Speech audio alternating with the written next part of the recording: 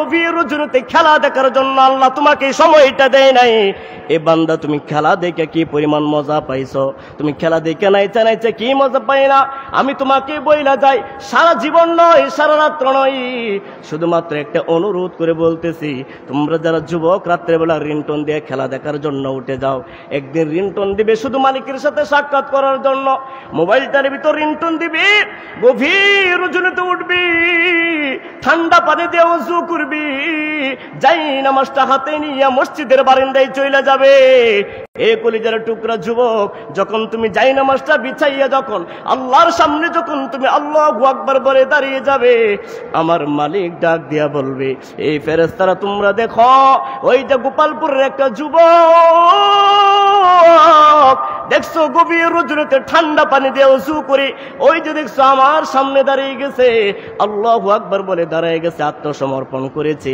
ফেরেশতাকে জিজ্ঞাসা করবে মালিক, বলবে ফেরেশতা ওই বান্দাকে আমার জাহান্নাম দেখছে, বলবে না। আমার জান্নাত দেখছে, বলবে না। আমার ফুলসিরাত দেখছে, বলবে না। আমার মিজানের পাল্লা দেখছে, বলবে না। না এ বান্দা তো এ মালিক তোমার কোনো কিছুই ওই বান্দা দেখে নাই, জান্নাত দেখে নাই, জাহান্নাম দেখে নাই, ফুলসিরাত দেখে নাই, মিজানের পাল্লাও দেখে নাই। এবার আল্লাহ ডাক দিয়ে বলবে, ফেরেশতারে যখন দুনিয়ার জমিনে আমি আদম সন্তান বানাই, তখন তোমরা না করেছিলে, বলেছিলে আদম সন্তান দুনিয়ার জমিনে মারামারি করবে, আদম সন্তান দুনিয়ার জমিনে খুন খারাপি করবে, অন্যায় বিচার করবে। কিন্তু ওই যে বান্দাটা নামাজ পড়তেছে, আমার ইবাদত করতেছে, ওই বান্দাটা কিন্তু আমার জান্নাত দেখে নাই, ওই বান্দাটা আমার জাহান্নাম দেখে নাই, ওই বান্দাটা আমার ফুলসিরাতের মিজানের পাল্লা দেখে নাই। এত ফেরেশতা জেনে রাখো, এমন কিছু বান্দা থাকবে দুনিয়ার জমিনে, অনেক অনেক বান্দার রাত্রেবেলা গান শুনবে, অনেক অনেক বান্দারা রাত্রেবেলা জুয়া খেলবে, নিশার আড্ডাখানায় পড়ে থাকবে। তার ভিতরে থেকে কিছু বান্দা এমন ভাবে তৈরি হবে, যারা লিয়াবলুয়াকুম আইয়ুকুম আহসানু আমালা, যারা আমল জমাকৃত করবে, আমলগুলা গভীর রজনীতে খুঁজে খুঁজে বের করে করবে। কলিজার টুকরা যুবক, আমার আল্লাহ ফেরেশতাকে ডাক দিয়ে বলবে, ফেরেশতারে যাও ওই বান্দার আমলনামাটা একটু খুঁজে দেখো। এবার ফেরেশতা ওই যুবকের আমলনামাটা খুঁজে দেখবে, আর আল্লাহকে ডাক দিয়ে বলবে, মালিক তুমি যে যুবকের এত প্রশংসা করলে, তুমি যে বান্দার এত প্রশংসা করলে, ওই বান্দার আমলনামার ভিতরে শুধুমাত্র গুনাহ গুনাহ ছাড়া আর কিছু নাই। আমার আল্লাহ ডাক দিয়ে বলেন, ফেরেশতারে এ ফেরেশতা তুমি জানো,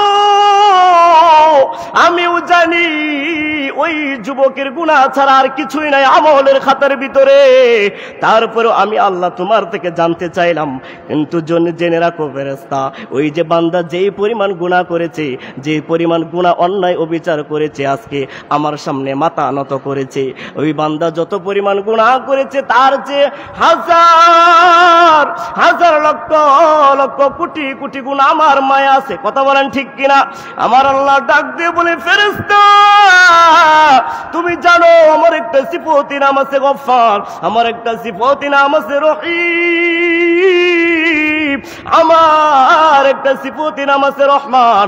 ইয়ে তো এ বান্দা জেনে রাখো, ওই যে বান্দাটা নামাজ পড়ছে, ইবাদত করছে, যেই বান্দাটা আমার উপাসনা করেছে, জান্নাত জাহান্নাম না দেখে আমার পায়ে সেজদা দিয়েছে, ওই বান্দার আমলের জিন্দেগি আমি আমার গফফারের সিফত দিয়া, আমি আল্লাহ আমার রহমানের সিফত দিয়া, আমি আল্লাহ আমার রহিমের সিফত দিয়া ওই বান্দার সমস্ত গুনাহগুলো মাফ করে দিলাম। এ কলিজার টুকরা যুবক, এই জন্য মনে রাখো, দুনিয়ার জমিনে তুমি কান্না করবে, মায়ের জন্য তোমার কান্নার মূল্য দিবে না, তুমি তোমার স্ত্রীর জন্য কান্না করবে, তোমার মূল্য দিবে না, সন্তানের জন্য কান্না করবে, মূল্য দিবে না।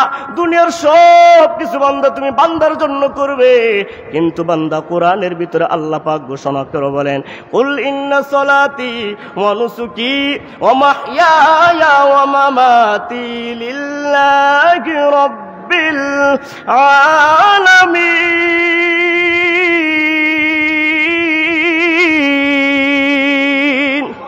যখন মালিককে খুশি করার জন্য বান্দা তুমি সিজদায় পড়ে যাবে, যখন মালিককে খুশি করার জন্য রুকুতে চলে যাবে, যখন বান্দা তুমি মালিককে খুশি করার জন্য কোরআন তেলাওয়াতে বসে যাবে, এই বান্দা এই চক্ষুটি আল্লাহ কেন দিছে রে বান্দা? এই হাতগুলো বান্দা কেন দিছে? এই বান্দা এই পাগুলো আল্লাহ কেন দিছে? গুনাহ করার জন্য না রে বান্দা। এই জবান দিয়ে মালিকের জিকির করার জন্য এই জিহ্বাটা আল্লাহ দান করেছে। এই কথা বলা ঠিক কিনা? এই চক্ষুগুলা মালিক দান করেছে কোরআন তেলাওয়াত করার জন্য, এই হাতগুলো দান করেছে মসজিদ মাদ্রাসায় কাজে করার জন্য, এই পাগুলো দিয়েছে হেঁটে হেঁটে মসজিদে যাওয়ার জন্য, আল্লাহর ইবাদত করার জন্য। কিন্তু তুমি পায়ে হেঁটে হেঁটে যাত্রা গানে যাও, তুমি পায়ে হেঁটে হেঁটে সিনেমা হলে যাও, কথা বলেন ঠিক কিনা? তুমি ওই চক্ষু দ্বারা নগ্ন সিনেমা দেখতেছো, জবান দ্বারা তুমি গালিগালাজ করতেছো, এই ব্রেন দিয়ে তুমি খারাপ চিন্তা ফিকির করতেছো। এই বান্দা তুমি রাস্তাঘাটে একবার খুঁজা দেখো রে ভাই, তোমার মতো কত যুবক, তোমার মতো কত সুন্দর চেহারা ওরা বান্দা, আর রাস্তাঘাটে দেখা যায় কত সুন্দর চেহারা, কিন্তু খোঁজ নিয়ে দেখা যায় ওই লোকটা পাগল, কথা বলেন ঠিক কিনা? কিছুদিন আগে আমি গেলাম পাবনা শহরের ভিতরে মেন্টাল হসপিটালে গেলাম, অবিকল সুন্দর চেহারা, মনে করি না ওই লোকটা পাগল। তাকে আমি খোঁজ নিলাম, তোমার বাড়ি কোথায়? বললো কুড়িগ্রাম। কি করেছো? বলে মাদ্রাসার ছাত্র। বললাম একটু কোরআন তেলাওয়াত কর। বিশ্বাস করে আল্লাহর কসম করে বলছি, ওর কোরআন তেলাওয়াত শুনে আমি অবাক হয়ে গেছি, মনে করি না সেই পাগল, কিন্তু তাকে বন্দি কারাগারে রাখছে রে বান্দা। তাহলে আল্লাহ তোমারে কত সুন্দর জ্ঞান দান করেছে, এই জ্ঞান দিয়ে তুমি খারাপ চিন্তা করতেছো, অথচ সেই বান্দা খারাপ জ্ঞান নিয়া ওই যে পাগলের অবস্থাতে আল্লাহর কোরআন তেলাওয়াত করতেছি। এই বান্দা তুমি যখন বাইতুল মুকাররমের মসজিদের দিকে যাইবা, আজকে তুমি তোমার পায়ের মূল্য তুমি দিতে পারো না রে ভাই, আজকে তুমি হাতের মূল্য দিতে পারো না, আজকে তুমি চক্ষুর মূল্য দিতে পারো না। তুমি বাইতুল মুকাররমের মসজিদের সামনে যাইবা, বিভিন্ন মাজার গেটের সামনে যাইবা, দেখবা বান্দা কত লোকের হাত নাই, পা নাই, চক্ষু নাই। এই বাইতুল মুকাররমে একদিন দেখতেছি একটা লোকের একটা পা নাই, খুঁটির ভিতরে দাঁড়াইয়া দাঁড়াইয়া মালিকের কুদরতি পায়ে সিজদা দে। আর বান্দা তুমি কেন পারো না? তোমাকে আল্লাহ এত সুন্দর সব কিছু দান করেছে, গঠন প্রণালী তোমার এত সুন্দর দান করেছে, তুমি কেন আল্লাহর ইবাদত করতে পারো না? ওই পাগলটা যদি মসজিদে গিয়ে সিজদায় পড়ে যাইতে পারে, অন্ধ ব্যক্তিটা যদি আল্লাহর কুদরতি পায়ে সিজদায় পড়ে যাইতে পারে, এই কলিজার টুকরা যুবক, তোমার কি চিন্তা হয় না রে ভাই? এই জীবন যখন চলে যাবে, কুল্লু নাফসিন যায়িকাতুল মাউত, মালাকুল মাউত যখন তোমার এই রূহটা নিয়ে চলে যাবে, তোমার আপন বলতে কেউ থাকবে না। তুমি দামি দামি তোমার পোশাকগুলো খুলে ফেলে দেওয়া হবে, তোমার হাতের ঘড়ি আংটিগুলো খুলে রেখে দেওয়া হবে। এই বান্দা তোমার মোবাইল ফোন দখল করে ফেলবে না, বান্দা তোমার চিন্তা কেউ আর করবে না। ওই মসজিদের খাটিয়ানা নিয়া তোমাকে সুন্দর করে শেষ পালকের ভিতরে শোয়াইয়া রাখবে। তোমার টাকা দিয়ে অর্জন করলা, কোটি কোটি টাকা দিয়ে বাড়ি করছো, ওই বাড়িতে তোমাকে আর এক সেকেন্ডেও রাখা হবে না। লক্ষ লক্ষ টাকা দিয়ে তুমি খাট পালং বানাইলা, ওই খাট পালং আর তোমাকে তোলা হবে না, তোমাকে মসজিদের খাটিয়ানা তো একটু তোলা হবে রে বান্দা। তুমি কি মনে করছো বারান্দার ভিতরে শোয়াইয়া তোমারে ফুলের বিছানা দিবে? তুমি কি মনে করতেছো নরম তোলার বালিশ দিবে? না না বান্দা, তোমাকে আর বালিশ দেওয়া হবে না, তোমাকে বারান্দার ভিতরে বালিশ ছাড়া শোয়াইয়া দেওয়া হবে।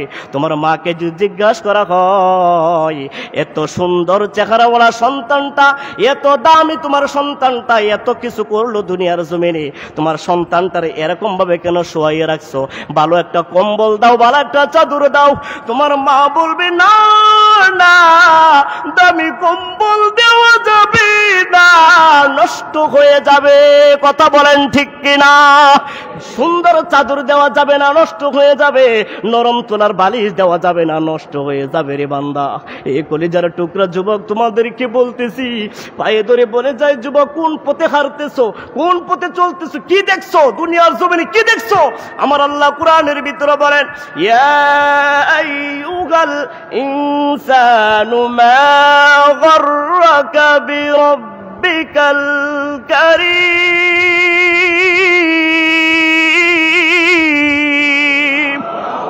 এ কলিজার টুকরা মুসলমানের সন্তান, আমার আল্লাহ স্বয়ং বলতেছে, বান্দা দুনিয়ার জমিনে তুমি কি দেখছো, আমার থেকে মুখটা ফিরাইয়া নিছো।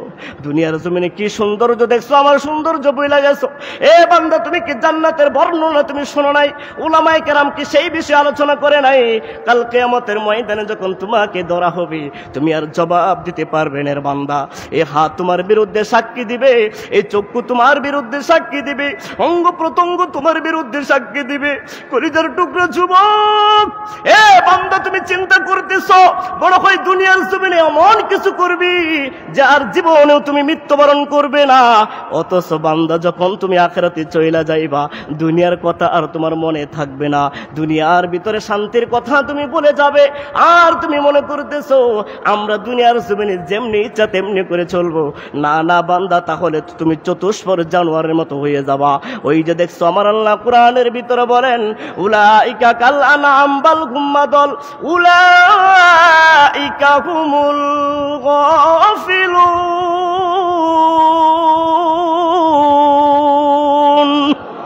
এই চতুষ্পর জানোয়ার তুমি আর আমি দেখতেছি, গরু ছাগল, কিন্তু না রে এ আমার কলিজার টুকরা বাবা, তোমার বাড়িতে কয়েক ধরনের জানোয়ার আছে, তোমার বাড়িতে কয়েক ধরনের কুকুর আছে, কুকুরের চেয়ে নিকৃষ্ট কিছু জানোয়ার আছে। এ বান্দা তুমি যখন সকালবেলা দরওয়াজা খুলবা, দেখবা ওই কুকুরগুলো তোমার ঘরের সামনে দাঁড়াইয়া থাকে। তুমি যখন মুরগির খোয়ার খুলবা, দেখবা খক খক করে শব্দ করে। যখন তুমি বাহির বের হবা, আকাশের পাখিগুলো, গাছের পাখিগুলো কিচিরমিচির শব্দ করে সব কিছু আল্লাহর জিকির করতেছে। কিন্তু তোমার একটা 25 বছরের যুবক আছে, তোমার একটা 25 বছরের সন্তান আছে, ঘরের ভিতরে ঘুমাইতেছে। কথা বলে ঠিক কিনা? এ গরু, গরু না, গরু আল্লাহর ইবাদত করে জিকির করে, পশু পাখি আল্লাহর জিকির করে, ওই যে হাঁস মুরগিগুলো আল্লাহর জিকির করে ফজর নামাজের টাইমে। কিন্তু তোমার 25 বছরের সন্তানটা তুমি দরজা খুইলা দেখবা কম্বল মুড়াইয়া ঘুম যায়। কথা কোন ঠিক কিনা? আল্লাহ পাক ওদেরকে বলেন, উলাইকা কাল আনআম বাল হুম আদল। বাহিরে যে কুকুরটা দেখতেছো, এই কুকুরটার মতো সন্তান তোমার দাবি হতে পারে নাই। কুকুর মালিকের কাছে দোয়া করে, ও মালিক আমাকে বেনমাজির মুখ দেখাইও না। কথা বলেন ঠিক কিনা? কুকুর আল্লাহর কাছে বলতেছে, বেনমাজির মুখ আল্লাহ তুমি আমাকে সারাদিন দেখায়ও না। ওই কুকুর যদি আল্লাহর কাছে বেনমাজির জন্য এমন ভাবে দোয়া করে, এই বান্দা তুমি 25 বছর যুবক আল্লাহর ইবাদত করতে পারো না। এই বাবা তুমি মনে করতেছো শুধুমাত্র হুজুররাই জান্নাতে যাবে, তুমি মনে করতেছো হাফেজ সাহেবরাই মনে হয় জান্নাতে যাবে। না না বান্দা শোনো, আব্দুল্লাহ ইবনে মুবারক এক আল্লাহর বড় বুজুর্গ ছিল। হে বান্দা, উনি দুনিয়ার জমিন থেকে ইন্তেকাল করেছে। আর কিছুদিন পর এক উলামায়ে কেরাম স্বপ্নের ভিতরে দেখতেছি, ওই যে আব্দুল্লাহ ইবনে মুবারক জান্নাতের ভিতরে ঘুরতেছে। একবার আওয়াজ দেয়া বলি সুবহানাল্লাহ। আলেম জিজ্ঞাসা করছে, আব্দুল্লাহ ইবনে মুবারক আপনি তো ভাগ্যবান ব্যক্তি, আপনি বিশাল জান্নাতের অধিকারী, আপনি তো জান্নাত পেয়েছেন। আব্দুল্লাহ ইবনে মুবারক আলেমকে ডেকে বলতেছে, আলিম তুমি আমাকে দেখছো জান্নাতি হয়েছি, আমার মতো সৌভাগ্য আর কেউ নাই। কিন্তু তুমি জানো না আমার বাড়ির সামনে একটি কামারের বাড়ি আছে, ওই কামারটা আমার থেকে একটা বড় জান্নাত পাইছে। একবার সুবহানাল্লাহ বলি। আব্দুল্লাহ ইবনে মুবারকের এমন কথা শুনে আশ্চর্যবোধ হয়ে গেছে যে এত বড় আল্লাহর বুজুর্গ উনি, এত বড় আল্লাহর কামেল পরিপূর্ণ একজন মুসলমান সন্তান, এত বড় আল্লাহর বুজুর্গ জান্নাত পাইছে কামারের চেয়েও ছোট, আর কামারটা নাকি ওনার চেয়ে বড় জান্নাত পাইছে। কারণটা কি? উনি ঘুম থেকে উঠে চলে গেছে ওই আব্দুল্লাহ ইবনে মুবারকের বাড়ির সামনে। এবার গিয়ে দেখতেছে ওই কামারের বাড়ি। এবার ডাক দেয়া বলতেছে, মা কে আছো? ঘর থেকে বের হো। এবার মা চরণী ঘর থেকে আওয়াজ দেয়া বলেন, বলে আমি আছি ঘরের ভিতরে। তুমি কে বাবা?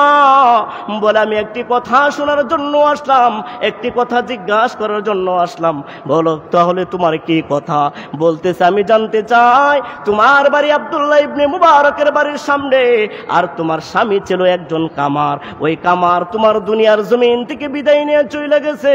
তবে আমি স্বপ্নের ভিতরে দেখলাম আব্দুল্লাহ ইবনে মুবারক জান্নাতে, কিন্তু আব্দুল্লাহ ইবনে মুবারকের চেয়েও বড় জান্নাত পেয়েছে আপনার স্বামী।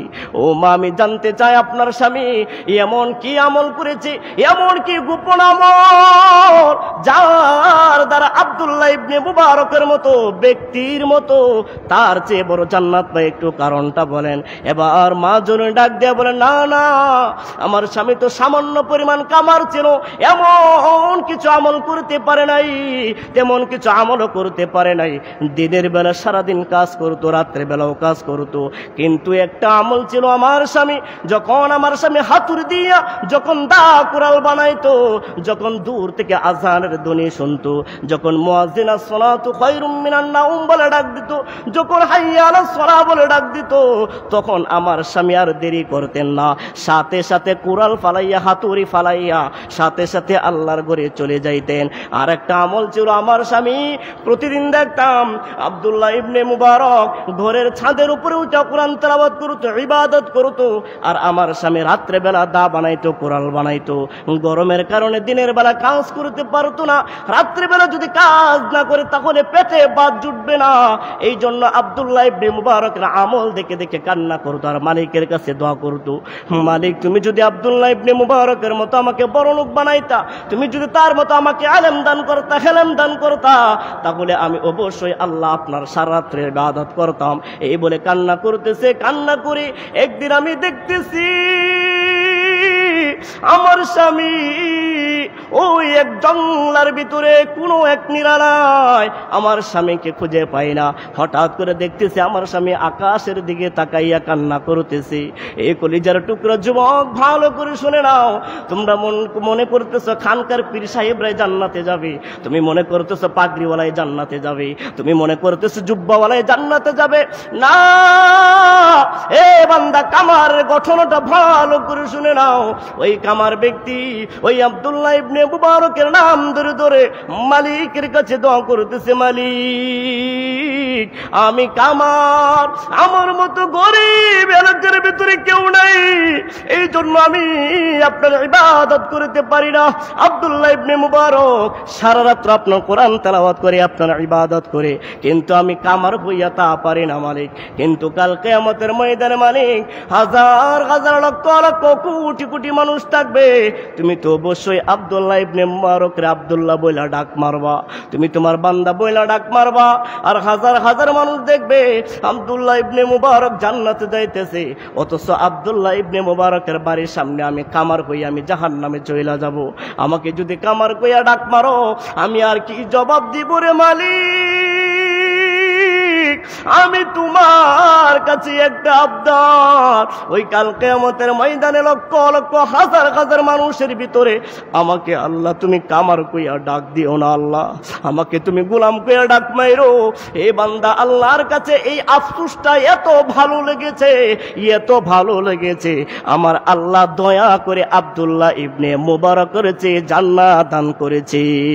ইয়া ইলাহি মুঝসে মুঝকো দূর कर, ताके देखो मुझ में तुझको एक नजर, या इलाही तो मेरा माबूद है, या इलाही तो मेरा माशूक है। আল্লাহর ইবাদত করবে, আখলিস দীনকা ইয়াকফিকাল আমালুল কলিল, সারা রাত আমল করা লাগবে না। ওই যে বললাম এশারের নামাজটা যদি জামাতের সাথে আদায় করতে পারো, আবার ফজরের নামাজটা যদি জামাতের সাথে শেষ করতে পারো, ওই মধ্যস্থান জায়গাটা তুমি যেই পরিমাণ ঘুমাইবে, সারা রাত্র আল্লাহ তাআলা ইবাদত দিয়ে ভরপুর করে দিবি। এই জন্য ভাই বলতেছিলাম, এই দুনিয়ার হায়াত তোমার সাজাতে হবে একমাত্র কি দ্বারা? আমল দ্বারা। একমাত্র আমল দ্বারা যখন তুমি এই দুনিয়ার জিন্দেগি সাজাইতে পারবে, যে আমার আল্লাহ ঘোষণা করে বলেন, আল্লাযী খলাকাল মাউতা ওয়াল হায়াতা লিয়াবলুয়াকুম আইয়ুকুম আহসানু আমালা। আমার আল্লাহ বলতেছে, আমি তোমার হায়াতের মালিক, আমি তোমার মৌতের মালিক। এত বান্দা তুমি আমল দ্বারা সুসজ্জিত করো, তুমি আমল দ্বারা প্রতিযোগিতা করো, অথচ দুই ভাই একে ঘরের ভিতরে খাবে, একই ঘরের ভিতরে চলবে, একই মাঠের ভিতরে খেলা খেলবে, কিন্তু কাল কিয়ামতের ময়দানে এক ভাই ডান হাতে আমলনামা পাবে, আর এক ভাই বাম হাতে আমলনামা পাবে। তার কারণটা কি জানেন? এক ভাই রাত্রে বেলা ঘুমাই, কম্বল মুড়াইয়া ঘুমাই, আরেক ভাই যখন গভীর রজনী হয় ঠান্ডা পানি দিয়ে ওযু কইরা তাহাজ্জুদের নামাজে দাঁড়ায়া যায়, কাল কিয়ামতের ময়দানে ওটা পার্থক্য হয়ে যাবে। ইন্নাল আবরারা লাফি নাঈমিন ওয়া ইন্নাল ফুজ্জারা লাফি জাহিম।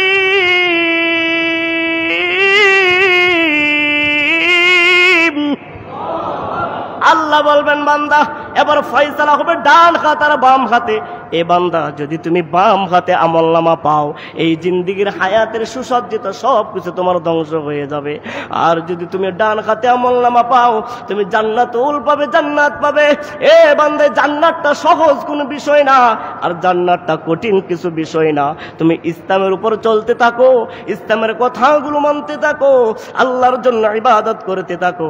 যে আমার আল্লাহ কোরআনের ভিতরে বলেন, কুল ইন্না সলাতি ওয়া নুসুকি ওয়া মাহইয়ায়া ওয়া মামাতি লিল্লাহি রাব্বিল আলামিন। তুমি নামাজটা যদি আল্লাহর জন্য পড়তে থাকো, তুমি কুরবানিটা যদি আল্লাহর জন্য হয়, যাকাতটা যদি আল্লাহর জন্য হয়, হজ করাটা যদি আল্লাহর জন্য হয়, তাহলে বান্দা তোমার এই সমস্ত আর টেনশন করা লাগবে না।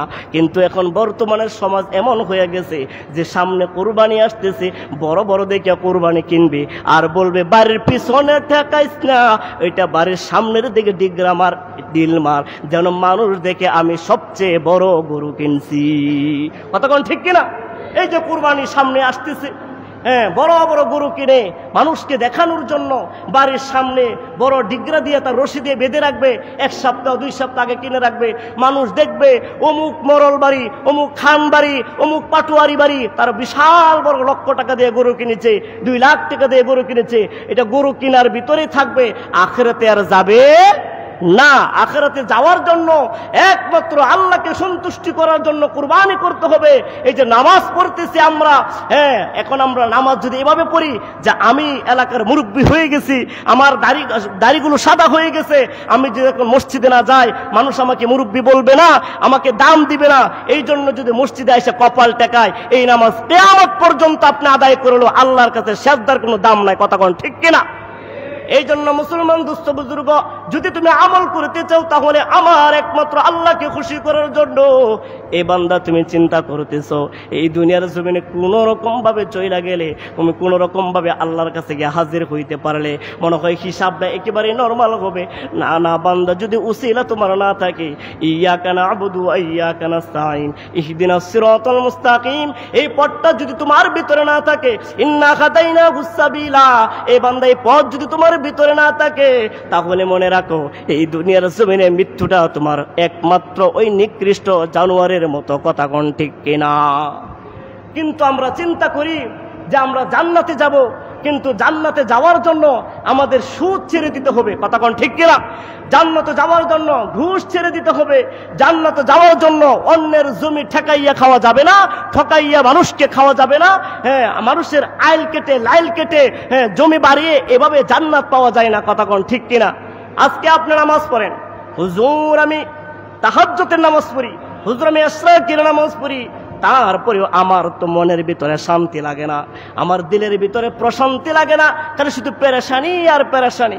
তখন যদি প্রশ্ন করা হয়, আপনি যে জুতাগুলো পায়ে দিয়ে মসজিদে হেঁটে হেঁটে নামাজ আদায় করতে যান, ওই জুতাগুলো কি আপনার হালাল পয়সার কিনা? কথা কোন ঠিক কিনা? আপনি যে পাঞ্জাবিটা গায়ে দিয়ে আল্লাহর কুদরতি পায়ে সেজদা দেওয়ার জন্য মসজিদে যান, আপনি যে টুপিটা পরিধান করে মসজিদের ভিতরে যান, ওই টুপিটা কি হালাল পয়সা কিনা? ওই জুব্বাটা কি আপনার হালাল পয়সা কিনা? ওই পাঞ্জাবিটা কি আপনার হালাল পয়সা কিনা? যদি হয়, এটা যদি হারাম পয়সার কিনা হয়, টুপিটা যদি, জুব্বাটা হারাম পয়সা কিনা হয়, ওই জুতাটা যদি হারাম পয়সা কিনা হয়, কোশ্চিন কালেও আপনার এই ইবাদত আল্লাহ কবুল করবে না। কথা কোন ঠিক কিনা? ওরে মানুষ হইছ বেহুশ দুনিয়ার পিছে, কি জবাব দিবি রে তুই আল্লাহর কাছে? কথা কোন ঠিক কিনা? ওরে মানুষ হইছ বেহুশ দুনিয়ার পিছে, কি জবাব দিবি রে তুই আল্লাহর কাছে? হাই কি জবাব দিবি রে তুই আল্লাহর কাছে? হারাম হালাল না মানিয়া কত টাকা করছো কামাই, এত টাকা রাখবে কোথায়? কাপড়ের তো পকেট নাই। এ কথা কোন ঠিক কিনা? হারাম হালাল না মানিয়া কত টাকা করছো কামাই, এত টাকা রাখবে কোথায়? কাপড়ের তো পকেট নাই। টাকা পয়সা লইয়া কি কেউ কবরে গেছে? টাকা পয়সা লইয়া কি কেউ কবরে গেছে? কি জবাব দিবি রে তুই আল্লাহর কাছে? হাই কি জবাব দিবি রে তুই আল্লাহর কাছে? কথা কোন ঠিক কিনা? এগুলা যদি আমি চিন্তা করি তাহলে ইবাদতের সঠিক পথ আমি খুঁজে পাবো, সঠিক মগজ আমি খুঁজে পাবো। এ ভাই, যেমন ইচ্ছা তেমন করে ইবাদত করা যাবে না। ইবাদতের নিয়ম আছে, উসুল আছে। কথা কোন ঠিক কিনা? নামাজের সময় আছে, নামাজের হারাম সময় আছে, নামাজের হালাল সময় আছে। কথা কোন ঠিক কিনা? এরকম আপনার হালাল পন্থায় চলে যদি আল্লাহর ইবাদত করেন, আখলিস দীনাকা ইয়াকফিকাল আমালুল কলিল। আল্লাহর পয়গম্বর মুসা আলাইহিস সালাতু ওয়াস সালামের জামানায় 900 বছর হায়াত পেয়েছে, 500 বছর হায়াত পেয়েছে। ওই সমস্ত কম জাতিরা আল্লাহর পয়গম্বরকে জিজ্ঞাসা করলেন, ইয়া আল্লাহর পয়গম্বর মুসা, আমরা শুনেছি আখেরি জামানার পয়গম্বর উম্মতগুলো একমাত্র হায়াত আসবে 60 থেকে 70 বছর, 80 বছর। তাহলে তারা কি করবে দুনিয়ার জমিনে? কি আমল করবে? কি জিন্দেগি করবে? কি বন্দুকি করবে? কি অট্টালিকা বানাবে? সব তো তার হায়াতের অল্পের ভিতরে কি করবে তারা? আমরা তো 500 বছর হায়াত পেয়ে অত কিছু করতে পারলাম না, আমরা 600 বছর হায়াত পেয়ে অত কিছু করতে পারলাম না। আমার পয়গম্বর ডাক দেয়া বলেন, হে কওম, তোমরা জেনে রাখো, ওই উম্মতি মুহাম্মদকে আমার আল্লাহ এমন একটি রাত্র দিয়েছে, এমন একটি মাস দিয়েছে, এমন একটি রজনী দিয়েছে, যে রজনীতে যদি ইবাদত করে আল্লাহর কাছে 1000 মাসের চেয়ে উত্তম সব আল্লাহ দান করে। বলি সুবহানাল্লাহ। এমন একটি মাস দিয়েছে, একটি নফল ইবাদত ওয়াজিবের সমতুল্য হয়ে যা, একটা ওয়াজিব ফরজের সমতুল্য হয়ে যা, একটা ফরজ 70টা ফরজের সমতুল্য হয়ে যা। ওই মাসটা তুমি পাও নাই, ওই রজনীটা তুমি পাও নাই। এই জন্য আখির মুহাম্মদের উম্মতগুলো আখলিস দীনাকা ইয়াকফিকাল আমালুল কলিল, এই হাদিসের উপর আমল করে যারা জিন্দেগি গঠন করতে পারবে, দুনিয়ার জমিন থেকে মুখ ফিরাইয়া নিতে পারবে, দুনিয়ার মোহাব্বতকে ডিলেট করতে পারবে। আজকে আমার যুব সমাজ একেবারে নষ্টর পথে চলে যাচ্ছে। আজকে মুরব্বীকে মানতে চাই না, আজকে উস্তাদকে মানতে চাই না, এক মোবাইল নামে যন্ত্রণা দিয়া আমার যুবক সমাজকে নষ্ট করে দিছে। কথা কোন ঠিক কিনা? রাস্তা দিয়ে হাঁটতেছে যুবক, মুরব্বী চলে যাইতেছে, সে গেমস খেলতেছে, সালামের খবর নাই। কথা কোন ঠিক কিনা?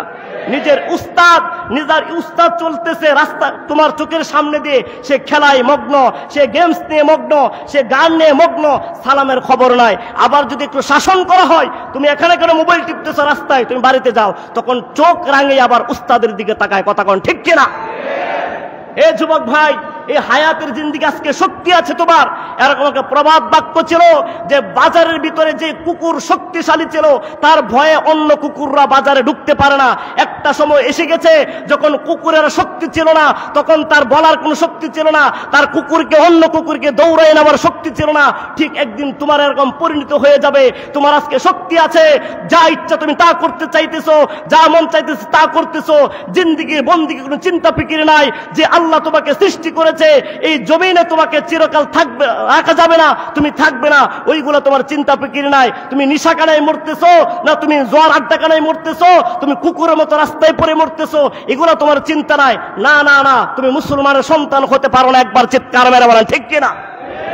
বিশেষ করে আমরা যুবক সমাজ যখন দেখি ইহুদি খ্রিস্টান দালালদের পতাকা উড়াইয়া মিছিল করে, যখন আর্জেন্টিনা ব্রাজিলের খেলা আসে, তখন যখন মুসলমান সন্তান কইয়া ল্যাংটা হইয়া জাইঙ্গা পইরা নাচতে থাকে, তখন আমার বিশ্বাস হয় না ওরা মুসলমানের সন্তান। কথা বল ঠিক কিনা? এটা হলো বাংলাদেশের একটা আশ্চর্যবোধক একটি কাজ। গোল দেয় সে আর্জেন্টিনার দিকে, ব্রাজিলের দিকে, আর বাংলাদেশ থেকে সে নাইচা নাইচা মাথা খারাপ করে দেয়। কথা বল ঠিক কিনা? এটা মুসলমানের সন্তান কাজ হতে পারে না। আমার বাবাজি, কলিজার টুকরা বাবা, তোমার সন্তান কখন আসে বাড়িতে, তোমার সন্তান কোথায় যায়, ওটা তোমার কর্তব্য, তোমার দায়িত্ব, তোমার এটা খোঁজ দেওয়া। কিন্তু আমার সন্তান বাড়িতে আসতেছে রাতের 12টায়, আবার কোথায় যায় এগুলো কোনো খবর নাই। তখন আমরা যখন সন্তান বাবার গলা কাটে, যখন লাথি মেরে বৃদ্ধাশ্রমে পাঠায়, তখন বলে আল্লাহ আমার সন্তানটারে মানুষ বানাইছে না। কথা কোন ঠিক কিনা? আরে ভাই, মানুষ তো আপনার বানাতে হবে, আপনার সঠিক দিশা বানাতে হবে। আজকে আমাদের যে অবস্থাতে চলতেছে, যে শিক্ষা প্রতিষ্ঠানের দিকে তাকাইলে, যে সমাজের দিকে তাকাইলে শুধুমাত্র অশৃঙ্খল আর অশৃঙ্খল, শিক্ষার ব্যবস্থাতে শিক্ষা নেওয়ার কোনো কিছু নাই। কথা কোন ঠিক কিনা? আজকে আপনার আমার সন্তান নষ্ট হয়ে যাচ্ছে ব্যাঙের লাফ খেলে, আপনার সন্তান নষ্ট হয়ে যাচ্ছে সাইকেল চালিয়ে, আপনার সন্তান হেডমাস্টার থেকে আপনার সন্তান ট্রেডিং ফেরিওয়ালা শিখতে গিয়ে আপনার সন্তান আজকে বরখাস্ত হচ্ছে। আর যদি সন্তানকে যদি কোরআনের শিক্ষায় শিক্ষিত করে সন্তানকে জাতির মেরুদণ্ড করতে চান, তাহলে কোরআনের শিক্ষার কোনো বিকল্প নাই। কথা কোন ঠিক কিনা? মুহতারাম দুস্থ বুজুর্গ, আপনার সন্তান মানুষ হওয়ার দায়িত্ব আপনার। যখন আপনার সন্তানের বয়স থেকে 8 বছর, আপনার সন্তানের বয়স থেকে 5 বছর, আপনার সন্তান দুনিয়ার কোনো কিছুই চেনে না, দুনিয়ার কোনো কিছুই বুঝে না, আপনার সন্তানকে সকালবেলা যখন মুয়াজ্জিন যখন আযান দেয়, ইমাম সাহেব যখন নামাজ পড়ে মসজিদে বের হয়, তখন আপনার সন্তান দেখা যায় আপনার সন্তান স্কুলের ব্যাগ নিয়ে কোচিং সেন্টারে যায়, ইংলিশ মিডিয়ামে যায়। না না, মুসলমানের দেশে, ওই বাংলাদেশের ভিতরে যেখানে সূর্য ডুবে আল্লাহু আকবার বলে, যেখানে সূর্য উঠে আল্লাহু আকবার বলে, ওই দেশের সন্তান ইংলিশ মিডিয়ামে ফজর পড়ে পড়তে পারে না। কুরআন হাতে দিয়ে বক্তব্য যেতে হবে। কথা কোন ঠিক কিনা? আপনার সন্তানকে রাসূলকে চিনাবেন না, আপনার সন্তানকে আল্লাহকে চিনাবেন না, আপনার সন্তানকে হারাম হালাল চিনাবেন না, আপনার সন্তান দ্বারা আপনি কোনো কিছু কল্পনা করতে পারেন না। শুধুমাত্র এতটুকু বিশ্বাস রাখেন, আপনার সন্তান যখন বিয়ে করবে, আপনার বৌমা ঘরে আসবে, উপহার হিসাবে 2 জোড়া পায়ের লাথি পেয়ে তুই আপনার বৃদ্ধাশ্রমে যেতে হবে। কথা কোন ঠিক কিনা? সুতরাং দুস্থ বুজুর্গ, আমি বলতে চাই না কোন শিক্ষা প্রতিষ্ঠানকে হে প্রতিপন্ন করে কথা বলতে নাই, কিন্তু আমি এটা শুধু আপনাদের কাছে থিওরি দিয়ে যাই যে আপনার সন্তানকে আপনি আজকে স্লোগান দিয়ে শিখাচ্ছেন শিক্ষাই জাতির মেরুদণ্ড। হ্যাঁ, আমি ওই স্লোগানে একমত, তবে শুনতে হবে, বুঝতে হবে ওই শিক্ষাই জাতির মেরুদণ্ডটা কি। একমাত্র সন্তানকে কোরআনের শিক্ষায় শিক্ষিত করে জাতির কাছে মেরুদণ্ড করে গড়ে তুলতে হবে। কথা কোন ঠিক কিনা? তাহলে সন্তান আপনাকে মানবে, সন্তান আপনাকে বুঝবে যে আপনি বাবা, সন্তান আপনি বুঝবে যে আপনি মা। এতএব সন্তানের দায়িত্ব আপনার হাতে। আজকে যুব সমাজ একেবারেই পথভ্রষ্ট হয়ে যাচ্ছে, উস্তাদ মানে না, আলেম সমাজ মানে না, মুরব্বী মানতেছে না, একমাত্র শাসনের কারণে। কথা কোন ঠিক কিনা? আপনার সন্তানকে আপনি রোজা রাখান না, চেহারা নষ্ট হয়ে যাবে। আপনার সন্তানকে ফজরে নামাজ পড়ান না, চেহারা নষ্ট হয়ে যাবে। আপনার ছেলেকে আপনি মক্তবে পাঠান না, আপনার ছেলে ব্রেন নষ্ট হয়ে যাবে। না না, এই সব করে করে তার জিন্দেগির হায়াতের সব কিছুই নষ্ট করে দিলেন। কথা কোন ঠিক কিনা? এই জন্য মুহতারাম বুজুর্গ, এই যে এখানে মহা দূর থেকে দূরান্ত থেকে আপনারা আগত মেহমানগুলো আসছেন, উলামায়ে কেরাম বিভিন্ন সময় এখানে কথা বলে। এই মিম্বরটা সাধারণ কোনো মিম্বর না, এই মিম্বরটা দুনিয়ার কোনো মিম্বর না। এই মিম্বর রাসূল আকরাম সাল্লাল্লাহু আলাইহি ওয়াসাল্লাম খুতবা প্রদান করেছে। এই মিম্বরে বসে উলামায়ে কেরামরা, সাহাবায়ে কেরামরা এখানে সত্যের কথা বলেছে। তবে এই মিম্বর যতদিন থাকবে, মুসলমানের আল্লাহ বললেন যতদিন থাকবে, কিয়ামত পর্যন্ত তারা সত্যের কথা, সত্যের বাণী উম্মতের দ্বারে পৌঁছায় দেবে। কথা কোন ঠিক কিনা? রাসূল আকরাম সাল্লাল্লাহু আলাইহি ওয়াসাল্লাম বলেন, বাল্লিগু আন্নি ওয়ালাউ আয়া, আমার পক্ষ হতে একটি বাণী হলেও তোমরা উম্মতের ধারে ধারে পৌঁছায়া যাও। এতএব আমার ধর্মপ্রাণ মুসলমান ভাইদের কাছে আকুল আবেদন, আপনাদের সন্তানকে প্রথমে কোরআনের শিক্ষায় শিক্ষিত করুন। আপনার সন্তানকে আমি বলি নাই যে ইঞ্জিনিয়ার বানান না, আপনার সন্তানকে আমি বলি নাই ব্যারিস্টার বানানোর দরকার নাই, মন্ত্রী বানানোর দরকার নাই। আপনার সন্তান ব্যারিস্টার হবে, মন্ত্রী হবে, ডক্টর হবে, ডাক্তার হবে, ইঞ্জিনিয়ার হবে, কোনো বাধা নাই। কিন্তু আপনার সন্তান যদি কোরআনের শিক্ষায় শিক্ষিত না হয়ে ইঞ্জিনিয়ার হয়, ডাক্তার হয়, উকিল হয়, ব্যারিস্টার হয়, আপনার সমাজে মসজিদ মাদ্রাসা পছন্দ করবে না, উলামায়ে কেরাম পছন্দ করবে না, আপনার মাদ্রাসায় মাহফিল করতে পারবেন না, ওয়াজ মাহফিল নামে আজকে কোরআনের আলোচনাকে বন্ধ করে দিবে। কথা কোন ঠিক কিনা? আর যদি সন্তানকে কোরআনের শিক্ষায় শিক্ষিত করতে পারেন, সর্বপ্রথম হায়াতের জিন্দেগির তার ভিতরে 10 বছর হায়াতের ভিতরে যদি তাকে কোরআনের শিক্ষায় শিক্ষিত করতে পারেন, কোরআনটা শিখাইতে পারেন, আপনার ছেলে ডাক্তার হবে, ইঞ্জিনিয়ার হবে, যা কিছু হওয়ার দরকার হবে। কিন্তু এটা বিশ্বাস রাখেন, আপনার সন্তান আলেমদের বিরুদ্ধে কথা বলবে না, মসজিদের বিরুদ্ধে কথা বলবে না, কোরআনের বিরুদ্ধে কথা বলবে না। একবার আওয়াজ দিয়ে বলেন ঠিক কিনা? এই জন্য আমার কলিজার টুকরা ভাই, আপনার সন্তান আপনার মহা মূল্যবান সম্পদ, এই সম্পদকে নষ্ট করেন না। কিছুদিন আগে এক ঘটনা দেখলাম, যুবকের উশৃঙ্খলের কারণে নিজের পিতা 85 বছর বয়স, ওই পিতা নিজের সন্তানকে কুড়াল দিয়ে কুপিয়ে মেরেছে। এইটা বাংলাদেশের ঘটনা। তাহলে বোঝা যায় এই সমাজ নষ্ট করেছে এইমাত্র এই ফোন। কথা কোন ঠিক কিনা? এই সমাজ নষ্ট করেছে আজকে আমাদের বিবেক। আজকে আমাদের বিবেক দিয়া আজকে দেখেন এই যুবকগুলা, এখানে 10টা যুবক যদি দাঁড়া করান, তাহলে একটা যুবক সূরা সুন্দর করে বলতে পারবে না, সূরা ফাতিহাও বলতে পারবে না। কথা কোন ঠিক কিনা? কিন্তু একটা নুরানি মাদ্রাসার ছাত্র, মাত্র 5 বছর 6 বছর বয়স, ওকে দাঁড়া করায় দিবেন, সে সুন্দর করে বিসমিল্লাহ আউযুবিল্লাহ বলে সূরার নাম বলে শেষ পর্যন্ত দোয়াল্লিন পর্যন্ত শুদ্ধ সহকারে সুন্দর করে শোনায় দিবে। কথা কোন ঠিক কিনা? যে সন্তানের অন্তরে কোরআন ঢুকবে, সেই সন্তানের অন্তরে ওলামায়ে কেরামদের মহাব্বত ঢুকবে। যে সন্তানের অন্তরে কোরআন ঢুকবে, তার অন্তরে আল্লাহর ভয় ঢুকবে। যে সন্তানের অন্তরে কোরআন ঢুকবে, তার অন্তরে রাসূলের মহাব্বত ঢুকবে। কথা কোন ঠিক কিনা? আমার কলিজার টুকরা মুসলমান, হ্যাঁ, আমরা এমন একটা সংকটপূর্ণ সময় এসেছে যেখানে আমরা হুজুর আকরাম সাল্লাল্লাহু আলাইহি ওয়াসাল্লাম বলেন যে এমন একটা সময় আসবে, উম্মত তোমরা কি করবে, এক হাতের ভিতরে জ্বলন্ত কয়লা রাখবে আর এক হাতে ইমানের অঙ্গর রাখবে। ওইখানে তোমার জ্বলন্ত কয়লাটা রাখতে সহজ হয়ে যাবে, ইমান রাখতে তার চেয়ে 1000 গুণ কষ্ট হয়ে যাবে। এখন বর্তমান তাই অবস্থা। কথা কোন ঠিক কিনা? ইমান কি জিনিস আমরা এখন বুঝি না। ইমান বলতে কি বুঝাই? যে দাদা মাথায় টুপি দিছে, বাবা মাথায় টুপি দিছে, এই জন্য আমিও টুপি মাথায় দেয়া ওই গোপালপুর 201 গম্বুজ মসজিদ থেকে নামাজ পড়ি, এটা আমার মুসলমান। কথা কোন ঠিক কিনা? কিন্তু না, এটা মুসলমান না। যদি মুসলমান হতে হয় তাহলে অন্তরে মুসলমানিত্ব থাকতে হবে। যদি মুসলমান হতে হয় ইহুদি খ্রিস্টানদের চালচলন বন্ধ করতে হবে। যদি মুসলমান হতে হয় তাহলে তাদের কালচার বন্ধ করতে হবে। তাদের এই যে আমাদের কলিজার টুকরা মা বোনরা যে সিরিয়াল নিয়ে ব্যস্ত থাকে, ভারতের চ্যানেলগুলো নিয়ে ব্যস্ত থাকে আর পরকীয়া শিখতে থাকে, এগুলো যদি বন্ধ না হয় ততক্ষণ পর্যন্ত আপনি পূর্ণ মুসলমান হতে পারবেন না। কথা কোন ঠিক কিনা? এই জন্য দুস্থ বুজুর্গ, আপনার ঘরে কি আছে জানা নাই। ছোটবেলা যখন আমাদের দাদাজিরা যখন দেখতো ছোট ছোট বাচ্চারা কান্না করে, তখন তাদেরকে কুলে নিয়ে বেলালের গজল শোনাইতো, মা ফাতেমার গজল শোনাইতো, নবীজির গজল শোনাইতো। কিন্তু এখন এমন একটা ডিজিটাল মা আসছে ঘরে, এমন একটা ডিজিটাল সময় আসছে ঘরে যে সন্তান কান্না করলে সন্তানকে ডাইকে নিয়ে মোবাইল দেয়, বলে বাবা কার্টুন দেখো। কথা কোন ঠিক কিনা? নিজের মা ডাইকে ডাইকে সন্তানরা কার্টুন দেখাইতেছে, গোপাল বার দেখাইতেছে, নাচ গান দেখাইতেছে। ওই সন্তানকে আপনার কথা মানবে বড় হলে? এই সন্তানকে আপনি তো ছোটবেলা 3 বছর বয়সে তাকে আপনি সবকিছু শিখাই দিচ্ছেন, তাকে চেনাইয়া দিচ্ছেন, কিন্তু না, আপনি মা এখন সময় দিতে পারেন না। সন্তানকে গান শিকার মতো লিপ্ত করে দিয়েছেন। আপনি আপনার সিরিয়াল দেখতেছেন, সন্তান মোবাইল টিপতেছে। এটা আমরা নিজের চোখে দেখতেছি এখন। কথা কোন ঠিক কিনা? এই জন্য সন্তানকে পরিপূর্ণ মা যদি হতে চান, আপনার মূল্য সময় আপনার সন্তানকে দেন।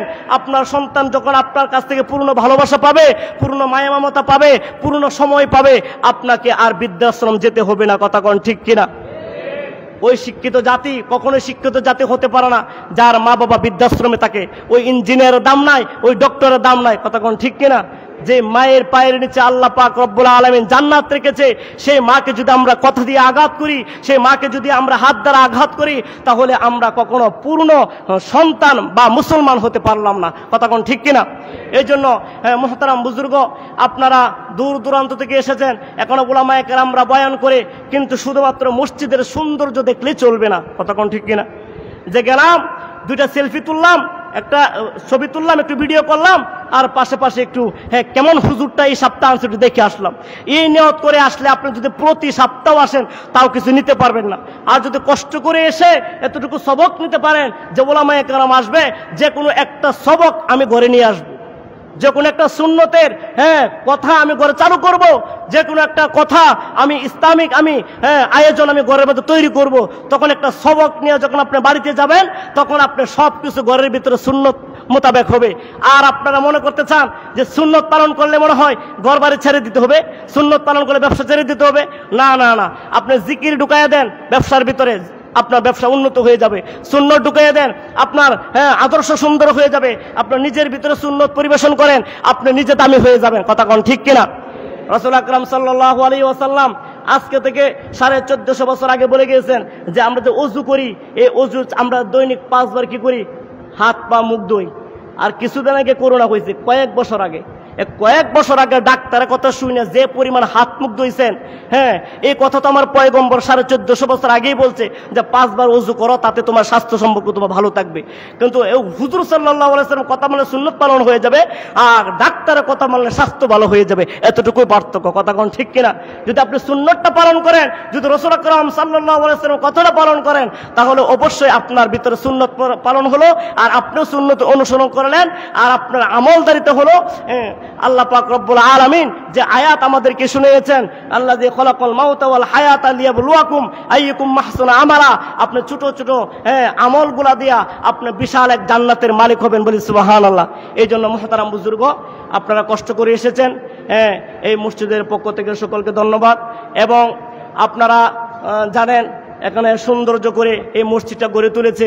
আমরা বিভিন্ন জায়গায় বিভিন্ন পর্যটকের কেন্দ্র যাই, অনেক কিছু বানা, রেস্টুরেন্ট বানা, কৃত্রিম কিছু জিনিস বানায় মানুষ দেখার জন্য। কিন্তু মুহতারাম বীর মুক্তিযোদ্ধা রফিকুল ইসলাম সাহেব উনি এই মসজিদটা করেছে অত্যন্ত মহাব্বত করে। আপনারা আসেন, সৌন্দর্য দেখে মসজিদের আমরা এই সৌন্দর্য দেখে মুগ্ধ। কথা কোন ঠিক কিনা? এরকম আমরা দোয়া করি বীর মুক্তিযোদ্ধা জনাব রফিকুল ইসলাম সাহেবের মতো সন্তান প্রতিটি মায়ের গড়ে হোক, দিনের কাজ করুক, মসজিদ সুন্দর করুক, আল্লাহর ঘর তৈরি করুক। কথা কোন ঠিক কিনা? আল্লাহ পাক যেন ওনার মাধ্যমে যারা এই সহযোগিতা করতেছে, আপনারা যারা সহযোগিতা করি, আমরা যারা সহযোগিতা করি, সকলকে যেন জান্নাতে একটি ঘর বানিয়ে দেয়। সকলে বলে আমিন। আর অবশ্যই দানের হাতকে আল্লাহ পছন্দ করেন। কাল কিয়ামতের ময়দানে বান্দাকে ডেকে তোলা হবে, যাও তোমাকে সওয়াবের ভান্ডার দেওয়া হলো। তখন সে অবাক হয়ে যাবে যে এত সওয়াব তুমি আল্লাহ কামাই করি নাই। তখন বলবে তুমি অমুক মসজিদে দান করেছিলে 2 টাকা, তুমি অমুক